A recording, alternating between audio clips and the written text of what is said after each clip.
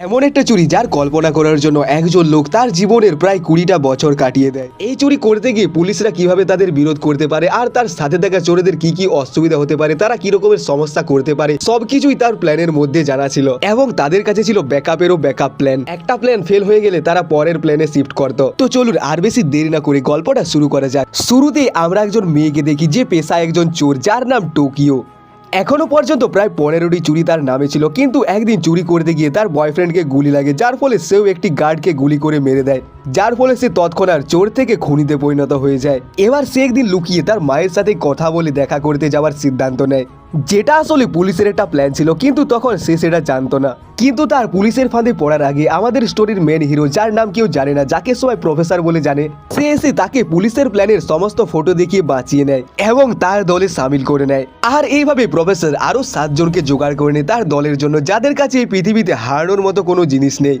আর তারপর শুরু হয় তাদের চুরির আসল প্ল্যান। প্রফেসর তাদেরকে শহরের থেকে দূরে একটি নির্জন জায়গায় একটি ঘরে নিয়ে যায়, যেখানে 5 মাস ধরে প্রফেসর তাদেরকে নিয়ে চুরির প্ল্যান করতে শুরু করে দেয়। এবার ওই ট্রেনিং এর মধ্যে সবাই একটা টিম হলেও প্রফেসর সবাইকে একে অপরের থেকে অচেনা রাখে, কাউকে একে অপরের নাম মাত্র জানতে দেয় না, যদিও তারা পরে একে অপরের সঙ্গে কথা বলে নাম জেনে নেয়। প্রফেসর তাদের সবার নাম দেয় আমেরিকার কয়েকটি শহরের নাম অনুসারে। ফার্স্ট হচ্ছে টোকিও, যার কথা গল্পের প্রথমেই বলা হয়েছে।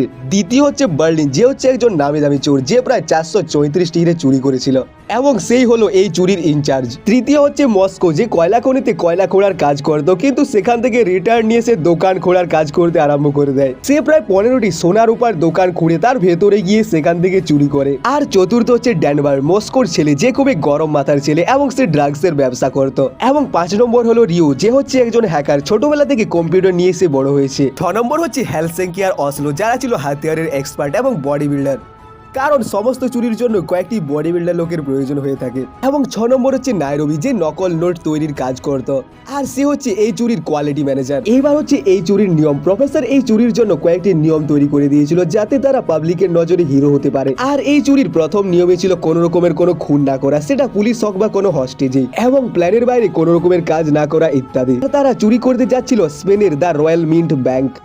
এরপর 5 মাস পর শুরু হয়ে যায় তাদের চুরি। তারা রয়্যাল মিন্টের ভেতরে যাওয়ার জন্য একটি ট্রাকের সাহায্য নেয়, যে ট্রাকে প্রতি সপ্তাহে নোট ছাপার কাগজ নিয়ে যাওয়া হয় রয়্যাল মিন্টের ভেতরে, যার জন্য মস্কো প্রথমে পুলিশ অফিসারদের রাস্তা বন্ধ করে দেয়। আর রিও তাদের রেডিও হ্যাক করে পুলিশ হেডকোয়ার্টারের সাথে তাদের যোগাযোগ বন্ধ করে দেয় এবং বন্দুক দেখিয়ে তারা খুব সহজে ওই গাড়ির সাহায্যে রয়্যাল মিন্টের ভেতরে প্রবেশ করে যায়। আর ওই দিনে রয়্যাল মিন্টে স্কুল ট্রিপে আসে ইউনাইটেড কিংডমের ব্র্যান্ড অ্যাম্বাসেডরের মেয়ে, যেটা ছিল তাদের প্রধান অস্ত্র। এরপর রয়্যাল মিন্টের ভেতরে গিয়ে হঠাৎই তারা বন্দুক দেখিয়ে সমস্ত কর্মচারী সহ স্কুল ছাত্রছাত্রীদের করে নেয় এবং তাদের চোখ বন্ধ করে দেয়। রয়্যাল মিন্টের সমস্ত কর্মচারী এবং স্কুল ছাত্রছাত্রীদের কাছ থেকে সবার ফোন নিয়ে নেওয়া হয় এবং এটি দেওয়ালে নাম অনুসারে চিটিয়ে রাখা হয়। এরপর মস্কো এবং ডেনভার দুই বাবা ছেলে মিলে লকার খুলে টাকা লুটতে আরম্ভ করে দেয়, যেখানে তাদের দুজনের মধ্যে কিছু একটা নিয়ে ঝামেলা হয়। খালি মস্কো বলে, দেখ আমরা দুজন তো চুতিয়া, আর এই কাজে অন্যজনের মাথা ইউজ হয়েছে, তাই তাড়াতাড়ি কাজ কর, যদি আমরা ভালোভাবে কাজ করি তাহলে এই টাকা নিয়ে আমরা বাইরে চলে যাব। এর সঙ্গে সঙ্গে তারা মাত্র 20 মিনিটের মধ্যে তাদের পার্সোনাল যোগাযোগের জন্য টেলিফোন লাইন বিছিয়ে দিয়েছিল,